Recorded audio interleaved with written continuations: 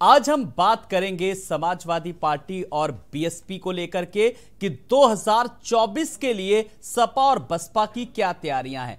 तैयारियों के लिए शायद मुझे ये डिबेट इसलिए भी रखनी पड़ी खास क्योंकि बड़ी बात ये लोकसभा चुनाव की तैयारी पर बीजेपी की एक तरफ बैठक चल रही है। 2024 लोकसभा चुनाव की तैयारियों में जुटी बीजेपी। सुबह 11 बजे से भाजपा मुख्यालय पर बैठक होगी। ऐसे में 2024 के लिए बीजेपी ने बैठकें शुरू कर दी हैं। प्रदेश कार्यालय पर हो चुकी है बड़ी बैठक और साथ ही साथ बीजेपी का 70+ पर जीत का लक्ष्य है। बीजेपी 22 के बाद अब 2024 की तैयारियों में जुटी है और 2024 में क्या होंगी दलों के लिए चुनौती, आज इसी पर होगा मंथन। और साथ ही साथ 17 जून को बीजेपी मुख्यालय पर मंथन हुआ। बैठक में लोकसभा राज्यसभा सांसद आए, बूथ सशक्तिकरण को लेकर भी बैठक हुई थी।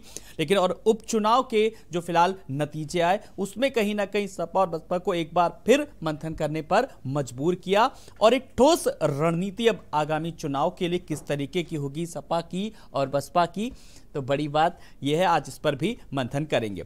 तो बीजेपी से मुकाबले में समाजवादी पार्टी हारी, क्या विपक्ष बीजेपी से मुकाबला कर पाएगा? बड़ा सवाल। क्या 2024 के पहले विपक्ष एकजुट होगा? क्योंकि लगातार एकजुटता दिखाई जा रही है और वो राष्ट्रपति चुनाव के बहाने भी लगातार एकजुटता किस तरीके से सामने आ रही है। और 2024 के लिए विपक्ष की क्या कुछ तैयारियां हैं? तो आजमगढ़ और रामपुर भी हार गए और क्या कुछ कमियां रही, आज हम इसी पर बात करेंगे, मंथन करेंगे। आज हमने खास पैनल भी बुलाया है।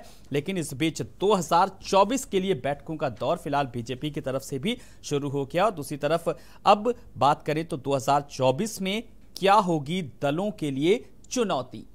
तो 2024 में विपक्ष के लिए क्या है बड़ी चुनौती और 2022 में 2024 की तैयारियां। तो जंग का ऐलान, उपचुनाव में बीजेपी का डंका। तो उपचुनाव की जीत से बीजेपी और कितनी आत्मविश्वास से लबरेज नजर आ रही है और इस हार से विपक्षियों ने क्या कुछ सीखा, क्या कुछ खामियां रही, ऐसे तमाम सारे सवालों के जवाब लेंगे।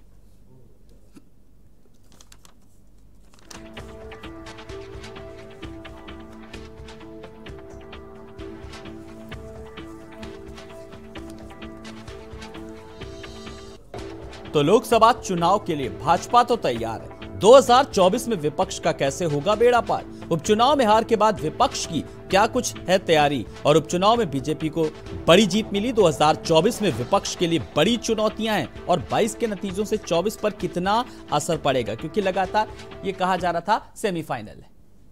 तो साफ तौर पर 2024 में विपक्ष के लिए तमाम सारी जो हैं वो बड़ी चुनौतियां हैं। क्या कुछ चुनौतियां हैं, किन पर मंथन होना है? 2024 की जंग का फिलहाल ऐलान हो चुका है। तो आज हम बात करेंगे, जल्दी से आए हुए मेहमानों से अपने दर्शकों का परिचय करा देते हैं। हमारे साथ नेता बीजेपी देवेश भारद्वाज जी जुड़ गए हैं। देवेश जी नमस्कार, बहुत बहुत आपका स्वागत है। समाजवादी पार्टी प्रवक्ता चंचल यादव जी भी हमारे साथ जुड़ गए हैं। चंचल जी नमस्कार, बहुत बहुत आपका भी स्वागत है।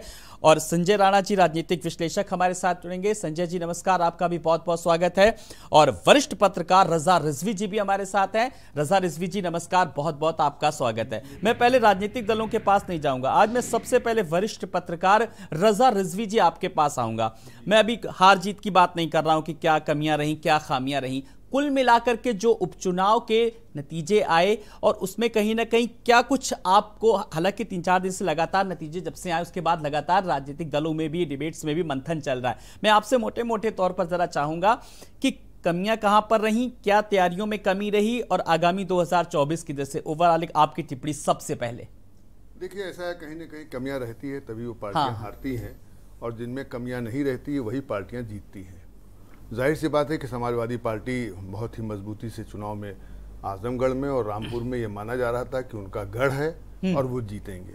लेकिन ये सही है कि 2024 की रणनीति के लिए मैंने तो देखा कि भारतीय जनता पार्टी ने आज ही एक मीटिंग बुलाई है, मुझे जहां पता चला है कि साहब वो जो 14 मेंबर ऑफ पार्लियामेंट हमारे एमपी हमारे पास नहीं है, क्योंकि भाई इनके पास टोटल मिलाकर के 64 पहले थे और 2 मिलाकर के 66 एमपी इनके पास हो गए एनडीए के पास। तो अब 14 जो इनके मतलब मेंबर ऑफ पार्लियामेंट नहीं है 80 सीट में, उस पर मंत्रणा हो रही है कि वहां के प्रभारी, वहां के संयोजक कैसे उस सीट को जीता जाए। यानी अभी शुरुआत नहीं हुई, अभी 2024 बहुत दूर है और अभी एक इलेक्शन खत्म नहीं हुआ, बाई इलेक्शन, और ये मंथन शुरू हुआ कि कैसे उस 14 सीट को हम जीतें। जहां बात आती समाजवादी पार्टी की, समाजवादी पार्टी के 2 वोटर बहुत मजबूती से माने जाते थे कि साहब इस पार्टी के अंदर जो है वो मुस्लिम भाई हमारे और यादव भाई, ये फैक्टर बड़ी मजबूती से बहुत रहते थे। और जो 2022 में आप देखिए कि 80% से ज़्यादा हमारे मुस्लिम भाइयों ने समाजवादी पार्टी को वोट दिया। लेकिन अगर आप देखें तैयारी के मामले में, तो अखिलेश ने उस तरीके से उन मुसलमानों की, आप देखिए कि टिकट नहीं दिया, रुदौली से जो रुश्दी को टिकट नहीं दिया, शादा फातिमा को टिकट नहीं दिया, जबकि ये सब बहुत मजबूत कैंडिडेट थे। जावेद आब्दी को टिकट नहीं दिया, ये सब बिल्कुल मजबूत कैंडिडेट, सब जीतने वाले कैंडिडेट थे। तो कहीं ना कहीं मुसलमानों में हल्की से नाराजगी थी, और चुनाव के बाद नाराजगी भी आ गई कि आजम खान के जो प्यारो कह लीजिए या उनके प्रवक्ता कह लीजिए, बिल्कुल उन्होंने कहा था कि अखिलेश पास नहीं आते, किस तरीके से संभल के जो बर्ख साहब हैं उन्होंने साफ कहा। जी, तो बिल्कुल ये तमाम सारे ऐसे फैक्टर रहे। चंचल यादव जी, कुल मिलाकर के जो नतीजे आए, जो परिणाम आए, वो सबके सामने आए। मैं जरा अब आपकी टिप्पणी चाहूंगा, पार्टी में भी इस हार को लेकर के मंथन चल रहा होगा, फिलहाल क्या कुछ अभी तक चीजें सामने आई हैं? देखिए आलोक जी, जहां तक उपचुनाव का सवाल है, उपचुनाव जो भी रामपुर और आजमगढ़ में हुए हैं, आपने देखा कि जिस तरीके से बीजेपी चुनाव लड़ी है, जिस तरीके से चुनाव आयोग से लेकर के जो संवैधानिक संस्थाएं हैं उनका मिसयूज हुआ है। आप लोग भी एक तरीके से लोकतंत्र के प्रहरी हैं। आप लोग भी देखे होंगे, आपके चैनल ने भी कई सारी चीजों को कवर किया था। बहुत सारी ऐसी ग्राम पंचायतें थी जहां पे अभी कल हमारे राष्ट्रीय अध्यक्ष ने जिक्र किया था बकायदा, आपके चैनल ने भी दिखाया था कि 900 वोट में जहां 6-7 वोट पोल हो रहे हो। अभी आजमगढ़ में गोपाल विधानसभा में एक दो ग्राम पंचायतें थी जहां पे 10 वोट कहीं पोल हुए, कहीं 20 वोट पोल हुए। तो इस तरीके से एक मतलब बहुत बड़ा जो है एक शासन सत्ता पाने के लिए बीजेपी किसी भी हद तक जाने को तैयार है। नहीं, अगर ये तो तमाम सारे फैक्टर्स हो गए जो पब्लिक फोरम में आ गए। आत्मचिंतन, आप मंथन भी तो हुआ होगा कि अखिलेश प्रचार करने के लिए नहीं गए, कितने तरीके, क्या उनका आत्मविश्वास था, इस पर मंथन हुआ कि नहीं, ओवर कॉन्फिडेंस भी था? हाँ, हमारे राष्ट्रीय अध्यक्ष जी आदरणीय अखिलेश यादव जी जब विधानसभा चुनाव 2022 के बाद 4 बार आजमगढ़ जा चुके हैं और पूरे प्रदेश में 22 से 23 जिलों का दौरा कर चुके हैं, अगर आपने देखा होगा। ऐसा नहीं है इस चुनाव के दौरान, ऐसा नहीं है। और उनकी इस चुनाव मतलब इस चुनाव में आदरणीय अखिलेश यादव जी की बराबर निगरानी थी, बराबर उनकी जो है क्या नाम है। अब आम जनता को कैसे पता कि मॉनिटरिंग कर रहे हैं? उसे तो लगा कि हमारे नेता आए नहीं, हमारे पास प्रदेश प्रचार करने के लिए आए नहीं। आदरणीय प्रोफेसर साहब चुनाव में आए थे जी, आदरणीय मतलब पूरे प्रदेश से जो बड़े बड़े नेता थे हमारे जी, सब के सब लोग जो है चुनाव में लगे हुए थे। ऐसा नहीं था, कहीं पे कोई कमी नहीं थी। हाँ, रही बात भाई, हम लोग जो जनता का जो हमें सम्मान जो मिला है, हम जो जनता ने जो है क्या नाम है हमें क्या नाम है भाई कुछ कम वोटों से हम हारे हैं, हम उसके ऊपर भी चिंतन कर रहे हैं जी, उसके ऊपर चिंतन कर रहे हैं, मंथन भी करेंगे जी। आप देखेंगे आने वाले समय में। और ऐसा नहीं है कि हमारा मनोबल हारा है। मैं आपको एक बताता हूँ एग्जाम्पल। 2009 में उपचुनाव हुआ था फिरोजाबाद का, उसके बाद हम लोग 2012 में सत्ता में हम लोग फुल मेजोरिटी के साथ में हम लोग आए। तो ये चीजें चलती रहती है, हार जीत लगी रहती है। लेकिन जिस तरीके से हमारे नेता, हमारे सांसद जी क्या नाम है, पूर्व सांसद आदरणीय धर्मेंद्र यादव जी जिस तरीके से जनता के बीच में चुनाव हारने के बाद लगातार 2 दिन जो कैंपेनिंग करी है लोगों के बीच में जा करके, मुबारकपुर से लेकर के आजमगढ़ सदर से लेकर के गोपालपुर से लेकर के 5 विधानसभाओं में लोगों से ज्यादा के मिले हैं और जनता से पूछा भी कि भाई कुछ कमी रह गई होगी हमें, उसको हम दूर करने की कोशिश करेंगे। चलिए, और वो एक मार्जिन जो रहा वो बहुत कम रहा, इस पर भी मंथन करने की जरूरत है। मैं एक बार फिर देवेश भारद्वाज जी के पास आ रहा हूं। देवेश भारद्वाज जी, लगातार एक के बाद एक जीत और अब उपचुनाव में भी जीत, पूरी तरीके से बीजेपी साफ तौर पर कहा जाए कि एक तरीके से आत्मविश्वास से लबरेज नजर आ रही। क्यों देवेश जी? आवाज कट गई है सर, मुझे सुन पा रहे हैं? हाँ सुन रहा हूँ जी जी। तो फिलहाल अब एक जीत के बाद अब आगे की रणनीति शुरू। मैं कहना चाहता हूँ, पहले तो आप सबको नमस्कार। ये भारतीय जनता पार्टी है, 365 दिन 24 घंटे कार्य करने वाली पार्टी है। और ये पार्टी वो नहीं है जो कि चुनाव के समय कुकुरमुत्तों की तरह उगकर निकल आए। अन्य पार्टी बराबर कुकुरमुत्तों की तरह बराबर लगे रहते हैं, एसी में बैठकर ट्वीट करना जानते हैं, जनता के साथ काम करना नहीं जानते हैं। भारतीय जनता पार्टी की सरकार बनती है, सत्ता में आए तो सेवा के लिए आए, ना कि लूट करने के लिए आए। पिछली समाजवादी पार्टी की सरकारों में जिस तरीके से जनता को लूटा गया, उनकी हत्याएं हुई, पकड़े हुई, खाली जमीनों को कब्जाने का काम, व्यापारियों को परेशान करने का काम किया गया। जनता इन सब चीजों से तंग आ चुकी थी। पिछली डिबेट में लग रहा है उसके बाद आपने अच्छी ट्रेनिंग ली है झूठ की। प्रदेश की जनता ने भारतीय जनता पार्टी के प्रत्याशी और उपचुनाव में दोनों प्रत्याशी को बहुत अच्छे मतों से जिताकर सदन में भेजने का काम किया है। पर विपक्ष तो जिस तरीके से जो हार के बाद ये आरोप लगा रहा है देवेश जी कि धांधली का आरोप लगाया, फिर कैसे इसको जवाब देंगे भाई? ये सब गलत है। जब चुनाव हार जाते हैं तो ईवीएम पर अपना रोना रोते हैं। अच्छा। अब कहते हैं कि वोट नहीं दिए। भाई जनता तुमसे नाराज है, जनता समाजवादी पार्टी से नाराज है, वो उन्हें वोट देने वाली नहीं है। गुड्डू जमाली को, बसपा के कैंडिडेट को कितना वोट दे दिया। ये लोग जिन लोगों पर वोट लड़ना चाहते हैं, जिनसे चुनाव जीतना चाहते हैं, उन्हें सिर्फ ठगना जानते हैं, उनके लिए काम करना नहीं चाहते हैं। ऐसे में इन्हें कौन वोट दे देगा आप बताइए? पूरे प्रदेश की जनता जानती है, खुलेआम चुनाव हो रहा है, चुनाव हो रहा है। चंचल जी, जनता नाराज है, सीधा सीधा ये संदेशा देने की कोशिश की जा रही है। सबसे पहले तो देवेश जी को मैं बताऊंगा, जिस तरीके से इनको ठगने और झूठ बोलने की, इनको ठगने और झूठ बोलने की ट्रेनिंग दी जाती है इनके नेताओं को, इनके लोगों को। ये लोग सुन लीजिए, मैं सुन रहा था आपको, अब जवाब ले लीजिए। सुन लीजिए देवेश जी, जवाब ले लीजिए। चलिए दोनों लोगों को सुनेंगे, जवाब ले लीजिए आप। चंचल जी को सुनेंगे, अब जवाब ले लीजिए। सुनिए, जिस तरीके से आपके नेताओं को ठगने की ट्रेनिंग दी जाती है, जिस तरीके से आपके नेता लाल किले की प्राचीर से लोग झूठ बोलने वाले लोग हैं, आप बताने का काम करेंगे, हमें ठग बता रहे हैं आप। और रही बात, सुनिए, रही बात, चुनाव में हार जीत लगी रहती है, आप इस घमंड में मत रहिए, आप इस घमंड में मत रहिए। आपका हमेशा दिन नहीं रहेगा। आने वाले समय 2024 में चुनाव है, जनता यही जनता आपको उठा के फेंकने जा रही है, फिर फेंकेगी। जिस तरीके से आपने जितने सारे पथ अख्तियार किए हैं, देवेश जी सुन लीजिए, जवाब सुन लीजिए। बैठकर ट्वीट करते रहे, अरे सुन लीजिए, हमारे गढ़ हैं, ट्वीट कैसे भी बैठ जाए, जिसे टिकट ट्वीट बाबा भी सीख लिए हैं, सुन लीजिए। ऐसा नहीं है, ये लोकतंत्र है। सुन लीजिए, बाबा जी भी ट्वीट सीख लिए, सुन लीजिए आप मैं क्या कह रहा हूँ। जिस तरीके से आलोक जी इन्होंने कई सारे पथ अख्तियार किए, मैं आपको बताना चाहता हूँ। Stand up India, startup India, Shramev Jayate, आपका जो आदर्श ग्राम योजना, आपका किसान फसल बीमा योजना, आपको याद होगा एक प्रधानमंत्री इंश्योरेंस योजना थी। इस कोरोना पीरियड में मैं बताऊं कि कम से कम नहीं कुछ तो आप ही लोगों द्वारा आंकड़े दिए जाते हैं, 50 से 60 करोड़ लोगों के खाते से पैसे काटे गए। 101 नहीं तो जितनी भी योजनाएं आ रही हैं, आपको रास नहीं आ रही क्या ये योजनाएं? सुन 101 रुपए और 300 कुछ रुपए काटे जा रहे थे। आप बताइए कि क्या बीजेपी के प्रवक्ता बता पाएंगे कोरोना में लाखों लाख संख्या में लोग मरे हैं, क्या किसी को इंश्योरेंस मिला? क्या किसी के परिवार वालों को पैसे मिले? ये लोग केवल झूठ और ठगने का काम लोग करते हैं, इनसे बड़ा कोई ठग नहीं होगा। ये दूसरों को ठग बता रहे हैं और आप घमंड में, सुनिए, जो आप घमंड में बोल रहे हैं भारद्वाज जी, सुन लीजिए, आप सत्ता के किसी बाप की बपोती नहीं है। आज आप सत्ता में है, कल बाहर भी होंगे, यही जनता आपको उठा के फेंकने का भी काम करेगी। इस मुगालते में मत रहिए कि आप जो सारी चीजें कह रहे हैं वो हमारे ऊपर आरोप लगा रहे हैं। आपको अपने भी गिरेबान में झांकने की जरूरत है। आप मुझे बताओ ना कि एक भी आदर्श ग्राम, एक गांव का नाम बता दो, आप एक स्मार्ट शहर का नाम बता दो। आप लखनऊ के अंदर कोई एक अस्पताल का नाम बता दो जिसको आपने बनाया हो। आप कोई मेडिकल के क्षेत्र में कोई काम बता दो। सर आप जितने जो सवाल पूछ रहे हैं ना, आप सही जगह पर सही फोरम पे पूछिए सर, सही फोरम पे विपक्ष पूछे। जहां पर सदन में बात उठानी चाहिए वहां तो आप लोग हो हल्ला करते हैं। वहां पर बड़ी बात ये तो जहां सदन में उठाएंगे तो अच्छी तरीके से जनता का प्रतिनिधित्व कर पाएंगे, आप अच्छे तरीके से विपक्ष के तौर पर भी अपनी बात रख पाएंगे। जी चलिए, कौन ठगे इसका जवाब जनता दे देती है, जनता दे देती है, जनता ही जनार्दन होती है।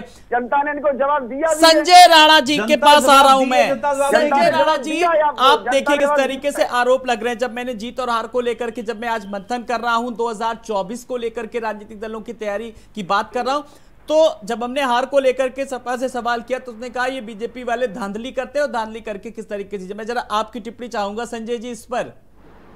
आलोक जी नमस्कार, और हमारे फेलो पैनलिस्ट को हमारा नमस्कार। देखिए ऐसा है कि बड़ा दुख, मेरी आवाज इको कर, इसको ठीक कराइए जरा। जी जी चलिए, मैं अपने पीसीआर सहयोगी से बोलता हूं जरा संजय जी की आवाज को जरा दुरुस्त किया जाए।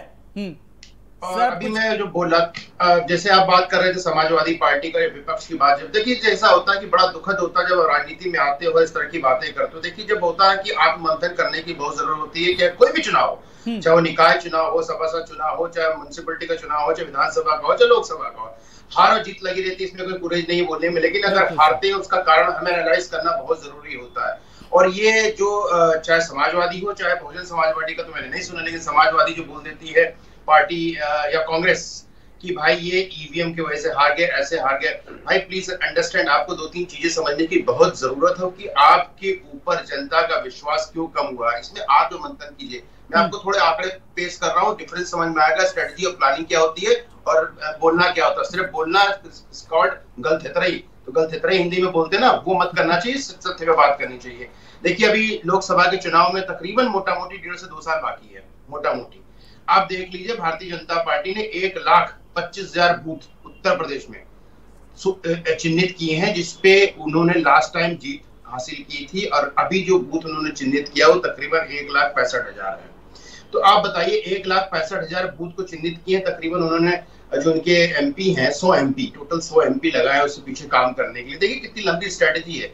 आप अगर किसी भी चुनाव में बूथ लेवल पे चले जाते हैं, बूथ लेवल की प्लानिंग कर लेते हैं और जनता के साथ कनेक्ट बना लेते हैं, तो जीतने की प्रोबेबिलिटी ज्यादा हो जाती है। मान लीजिए किसी बूथ में किसी विपक्षी पार्टी या कोई भी आपके पक्ष में वोट नहीं डाल रहा, तो उसके कारण का एनालाइज होता है और कारण को दूर किया जाता है, जिसको कहते हैं स्ट्रेटेजी प्लानिंग। लेकिन अभी क्या है कि समाजवादी पार्टी में हमें नहीं समझ में आता है कि सारे योग्य व्यक्ति हैं, अखिलेश जी जो है वो पढ़े लिखे व्यक्ति हैं, लेकिन ये सब चीजों में क्यों पड़े रहते हैं कि कैसे चुनाव जीता गया। देखिए अगर आपको लगता है कि किसी भी जगह पे ईवीएम में गड़बड़ी पाई गई है, तो आजकल बड़ा सिंपल सा चीजें हैं, वीडियो बनाइए और कंप्लेन कीजिए, सुप्रीम कोर्ट जाइए, अगर नहीं जा पाते तो मेरे पास आइए, मैं आपके लिए केस लड़ूंगा।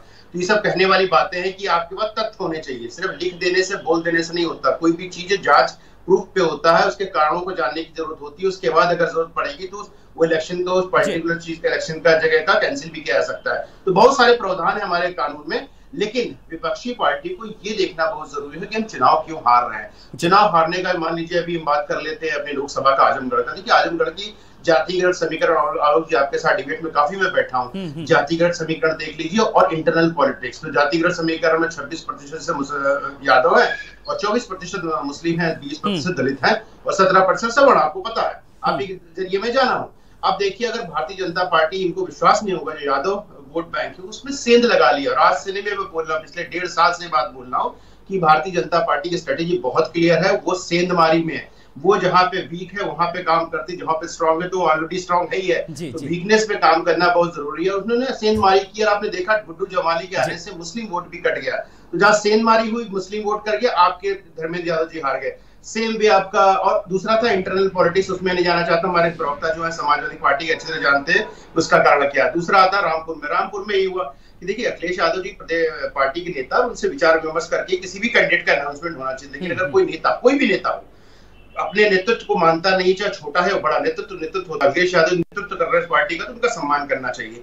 अब अपनी तरफ से कैंडिडेट को घोषित कर देते तो किसी भी नेता को कहीं ना कहीं बुरा लगता है कि वो राष्ट्रीय पार्टी, एक तरह से हमारे प्रदेश की जो सबसे बड़ी पार्टी है विपक्ष, ये सब चीजें, बड़ी चीजें नुकसान पहुंचाती है। बिल्कुल ये सब अहम फैक्टर है, ये नफा नुकसान। जिस तरीके से आपने जातिगत समीकरण भी संजय राणा जी बताया, चंचल जी जब संजय जी बता रहे थे तो आपने कितना सुना, कितना उसको अब लग रहा है कि आप आगे पहुंचाएंगे अपनी बात पार्टी में, किस तरीके से जनता से कनेक्टिविटी को लेकर के, जातिगत समीकरण को लेकर के, और सबसे बड़ी बात एसी रूम से बाहर निकल करके जनता के बीच। सबसे पहले तो आलोक जी, मैं राणा जी को धन्यवाद करता हूँ, कई सारी बातें अच्छी बताई जी। और देखिए जब आप चुनाव हार जाते हो तो जो बहुत सारी चीज़ों पर सवाल उठते हैं, और सवाल उसमें लाजमी भी हैं। मैं उसको बहुत विनम्र तरीके से मैं उसको जो है क्या नाम लेता भी हूँ कि भाई देखिए सब चीज़ें लगी रहती हैं, लेकिन हम लोग जो है जिस तरीके से जनता के बीच में सामाजिक समीकरण की बात कर रहे हैं, उनके अधिकारों की बात कर रहे हैं, अभी आपको आप बता रहे हैं एसी कमरे की बात कर रहे हैं। हमारे राष्ट्रीय अध्यक्ष जी ने, चुनाव चल रहा था, रात में 4-4, 5-5 बजे तक कैंपेनिंग हुई है, सुबह तक मतलब रैलियां चली हैं। अब पूरे देश ने देखा है, इतना बड़ा मतलब इतना बड़ा जनसैलाब सड़कों पर उतरा था। अभी कितने चंद महीने पहले की बात है, और आप एसी से लेके ट्वीट, क्या नाम है, यही 2-3 बातें आप लोग बताते हो। आप मुझे बताओ ना कि जो जनता के अधिकारों की लड़ाई जो है सदन से लेकर सड़क तक, अभी हमारे राष्ट्रीय अध्यक्ष विधानसभा के अंदर सरकार से आंख मिला करके बात करने का काम किया उन्होंने, और सरकार से कई सारी योजनाओं के बारे में पूछा, जहां पे मुख्यमंत्री जी को, आदरणीय मुख्यमंत्री जी को बगल झाँकने के लिए मजबूर कर दिया। आप जब उन्होंने पूछा कि भाई बिजली के कितने प्लांट आपने लगाए, एक भी नहीं बता पाए आप। डेवलपमेंट की हमारी सरकार ने, हमारी पार्टी ने हमेशा डेवलपमेंट को तवज्जो दिया है। हम लोगों ने कभी जाति धर्म को लेकर के राजनीति नहीं करी है, हमारे पार्टी का एक सिद्धांत प्रिंसिपल है। लेकिन यहाँ पे आज के टाइम में अभी जो देवेश भारद्वाज जी बता रहे थे कि जो है इनके यहाँ बस 12 के 12 महीने चुनाव चलता रहता है, एक नेता केवल चुनाव लड़ने का काम करता है, जो सांसद हो जाता है बस केवल चुनावी मूड में रहता है। ठीक है, लेकिन जनता के सरोकारों का भी आपको जो है ध्यान देना है, जनता की बहुत सारी उम्मीदें भी आपको ध्यान देना है। बार बार कांट की जो नहीं वो कहावत कही जाती है, कांट की हाड़ी बार बार नहीं चढ़ती है जी। ठीक है, आप जीत रहे हो, स्वागत है, लेकिन आप ये भी देखो कि जिस तरीके से आप विधानसभा 2017 में जो आपकी सीटें थी, 2022 में हम लोग जो क्या नाम है जो हम लोग सीटें जो पे पाए हैं, और अभी जो लोकसभा के उपचुनाव हुए हैं 2 ही महीने बाद उपचुनाव हुए हैं, कुछ खामियां रही होंगी, हम लोग चुनाव हारे हैं, लेकिन जनता ने जो सम्मान दिया, जनता ने ठीक ठाक हमें वोट किया है। जिस तरीके से बीएसपी की बीजेपी के द्वारा साथ में मिली भगत है, आपको याद होगा आलोक जी, मैं आपको याद दिलाता हूं कि अभी राष्ट्रपति चुनाव के जो इन्होंने घोषणा करी है बहन जी ने कि जो है क्या नाम हम समर्थन करेंगे, चुनाव की बात करी इन्होंने, और नो डाउट जो क्या नाम गुड्डू जमाली जी जो है क्या नाम उनको टिकट मिल गया था, और जनता के बीच में जो है मुसलमानों के बीच में जा करके उन्होंने क्या नाम है बहुत पहले से अपनी बात रख रहे थे, उनको फायदा मिला। लेकिन वही जनता जब आदरणीय धर्मेंद्र जी जब चुनाव हारने के बाद जनता के बीच में गए, उसी जो क्या नाम है सारे के सारे लोगों में, बहुत सारे लोगों में ऐसा था कि भाई क्या नाम है जो हमारे साथ जो है क्या नाम है धोखा हुआ है और हम लोग जो है कहीं न कहीं गलतियां हमसे हुई हैं।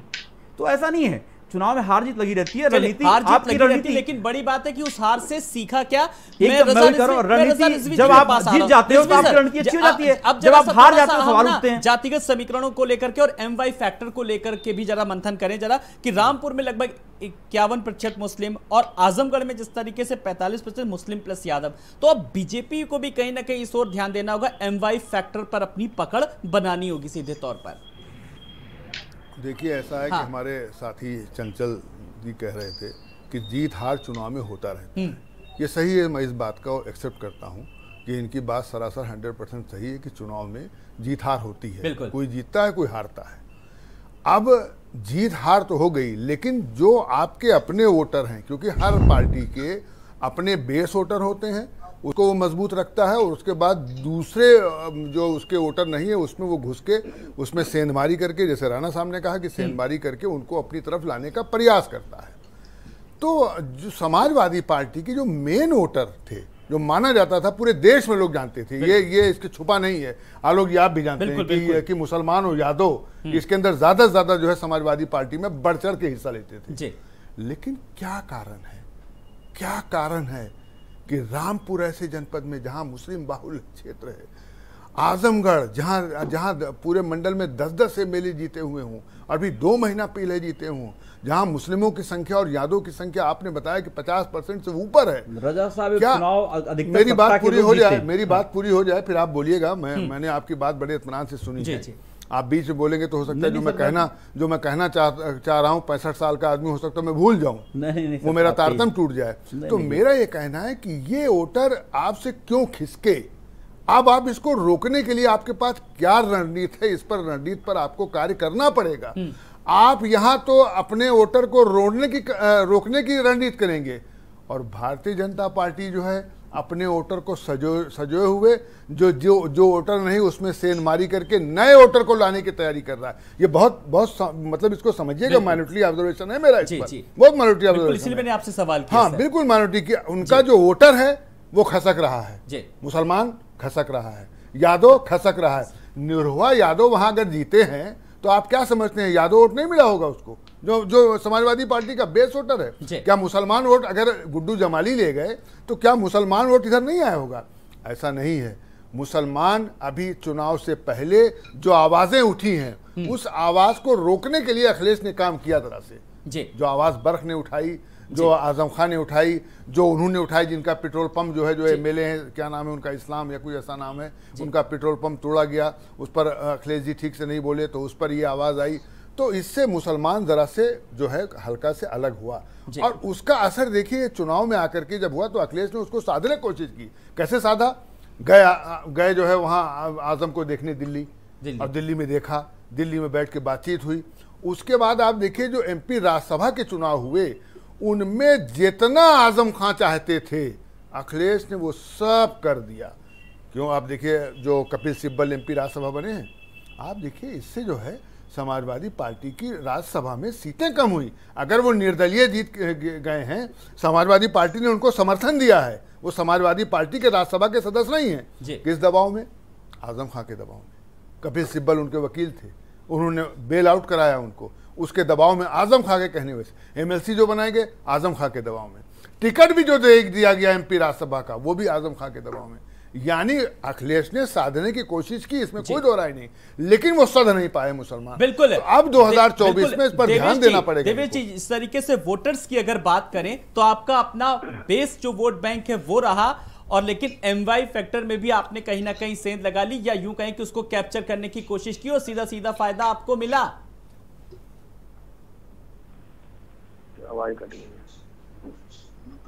देवेश जी का नाम लीजिए, सुन नहीं पाए। देवेश जी, आप मुझे सुन पा रहे हैं?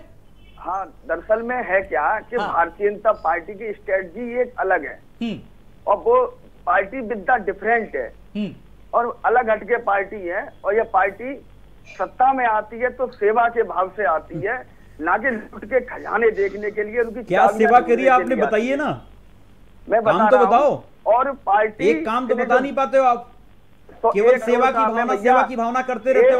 आप बताओ ना, एक काम बताओ, आप जनता के सरोकारों का नाम तो बताओ, कौन सा काम आपने किया जनता के बीच में? करने का कैंप लगाती काम बताओ ना। पिछले सरकार में हम लोगों ने 2 यूनिवर्सिटी बनाई, आपने कितनी यूनिवर्सिटी बनाई? लगाती है। आप आजमगढ़ में काम बताओ के लिए व्यवस्थाएं करती है। वही तो मैं कह, झूठ की ट्रेनिंग इतनी बेहतरीन तरीके से आप लोगों को दी जाती है। आप बोल रहे थे, जनता को बनाने का काम करते हैं। आप बताओ ना, कौन सा काम बताओ, आप कौन से जिले से आप आते हो? 1 करोड़ काम किए हैं पार्टी ने। आपने किया क्या था पिछली सरकार में? वही तो कह रहा हूं, आप मुझे बताओ ना। आप बताओ। एक जाति को बढ़ावा देने का समाजवादी पार्टी ने काम किया। आप जाति की बात कर रहे हो, आप जाति की बात कर, पूरे प्रदेश में किस जाति के एसपीडीएम है? आपके पास एक परिवार का लोग बात कर रहे हो आप? धर्मेंद्र यादव, आप मुझे बताओ ना, आपकी पार्टी में, आपकी सरकार में आज के टाइम में जाति विशेष के डीएम है कि नहीं है? अधिकतर से अधिकतर एसपी है कि नहीं है? आपने कहा क्या? आप बताओ, लिस्ट है आपके पास?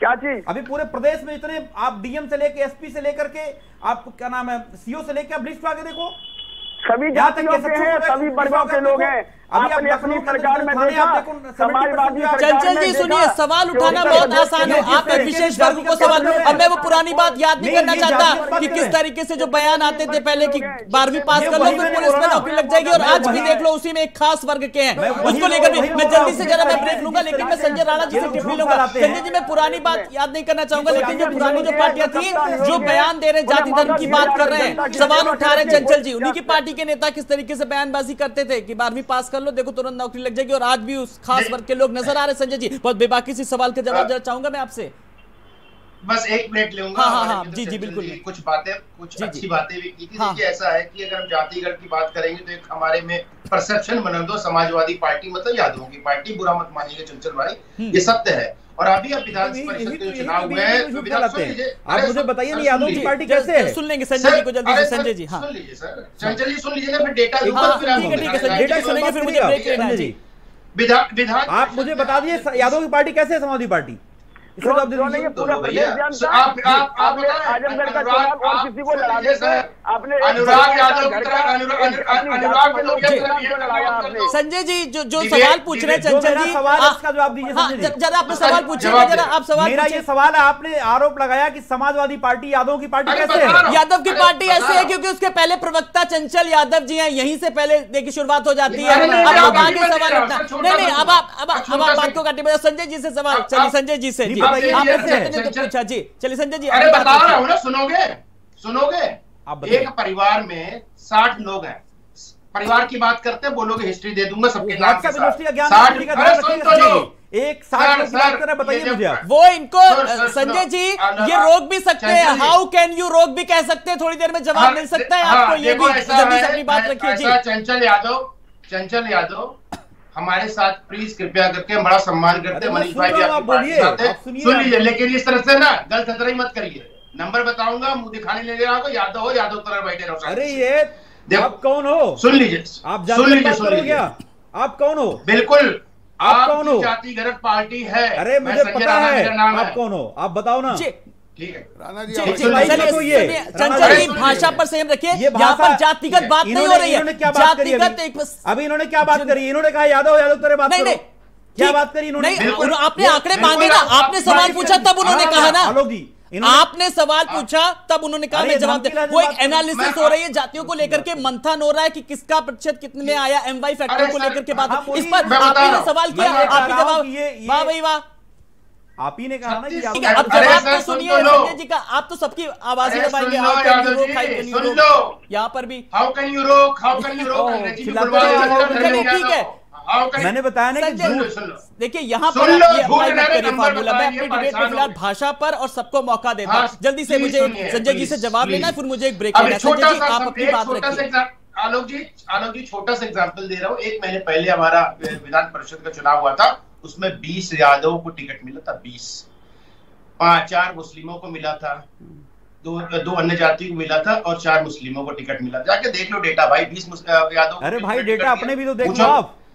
आप जिस पार्टी के देख ले, राजनीतिक विश्लेषक लिखने से नहीं हो जाता है। एक जाति की पार्टी है आपकी। आप किस जाति से आते हो? देख लो आप किस जाति से आते हो?